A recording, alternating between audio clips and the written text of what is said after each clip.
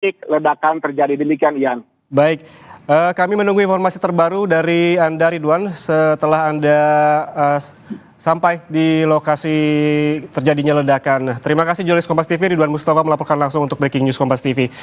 Dan saudara, untuk mengetahui bagaimana kejadian ledakan saat pemusnahan amunisi tak layak yang menyebabkan 11 orang tewas, kita langsung bergabung dengan Kapendam 3, ada Kolonel Infantri Mahmudin Abdillah. Selamat pagi, Pak Mahmudin.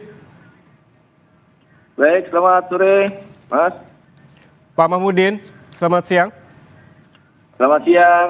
Baik, ya. Pak Mahmudin, bisa dijelaskan terkait dengan kronologi terjadinya ledakan pada saat pemusnahan amunisi tak layak di Garut, Jawa Barat? Baik, terima kasih atas konfirmasinya. Terkait dengan ledakan ini memang dikonfirmasi bahwa ledakan itu benar memang terjadi. Saat ini kita sedang melaksanakan pengecekan terhadap lokasi peledakan tersebut. Memang ada beberapa korban yang terjadi di tempat kejadian. Ada anggota TNI juga. Kita belum dapat memberikan informasi siapa anggota TNI tersebut yang di dalamnya terdapat korban. Terus ada juga beberapa masyarakat yang terlibat menjadi korban. Masih kita dalami hal ini tersebut. Lanjut, Mas. Ya, artinya ada TNI dan juga ada sipil yang menjadi korban, begitu ya, Pak? Iya, betul. Berapa jumlah TNI yang menjadi korban dan berapa yang sipil yang menjadi korban, Pak? Saat ini informasinya yang kita dapat ada 2 personel TNI. Kemudian masyarakat sipil ada 9. Oke, ada 11 korban yang menjadi korban pemusnahan amunisi tak layak ini. Pak Mahmudin, bisa dijelaskan ini sebetulnya seperti apa cara untuk memusnahkan ini sehingga timbul korban bukan hanya dari pihak TNI dan juga dari sipil begitu? Saya belum bisa dapat konfirmasi lebih lanjut terkait dengan bagaimana cara pemusnahan ini, masih kita dalamin. Karena ini terkait dengan masalah bagaimana dalam pemusnahan terkait dengan masalah disposal amunisi. Gitu. Termasuk dengan tata laksananya ya Pak, bagaimana sampai ada warga sipil yang bisa mendekat ke daerah steril untuk pemusnahan ini? Ya, baik. Kita masih belum dapat informasi lebih lanjut ini, Mas, terkait dengan informasi tersebut. Karena masih ada pengecekan untuk kita dalamin. Gitu, Mas. Baik. Ya. Sebagai informasi Pak, ini sebetulnya tuh ledakan ini berasal dari amunisi jenis apa dan kenapa ada di wilayah ini? Nah, ini masih kita dalami juga ini, Mas, terkait dengan hal itu tersebut.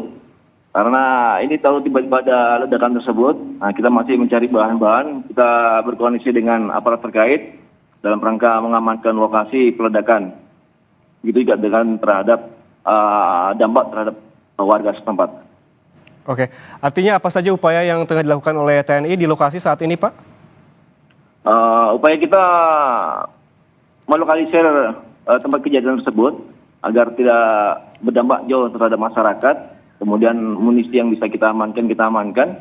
Kemudian korban yang menjadi korban dari ledakan tersebut kita bawa ke rumah sakit terdekat. Gitu, Mas. Artinya di lokasi apakah masih ada amunisi yang tersisa di sana? Itu belum dapat kita konfirmasi kembali. Kita masih adakan pendalaman. Kita akan melaksanakan investigasi terhadap kejadian tersebut.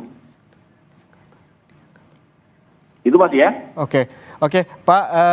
Bagaimana dengan para korban? Apakah seluruhnya sudah dievakuasi dan apakah ada korban luka? Seluruh korban saat ini kita evakuasi ke rumah sakit umum daerah di Pameng Top, Mas. Apakah ada korban luka, Pak? Kita belum dapat informasi lebih dalam. Kita masih dalami informasi hal tersebut, Mas. Baik. Oke. Baik, terima kasih. Oke, makasih Kapendam 3 Kolonel Infantri Mahmudin Abdillah telah bergabung bersama kami di Breaking News Kompas TV. Sehat selalu. Dan saudara, kami informasikan bahwa terjadi ledakan pada saat pemusnahan amunisi tak layak, di mana ledakan ini telah menewaskan 11 orang. Dari catatan yang kami dapatkan, paling tidak ada 2 korban tewas dari pihak TNI, sementara 9 orang lainnya merupakan warga sipil. Ledakan terjadi pada pukul 9:30 waktu Indonesia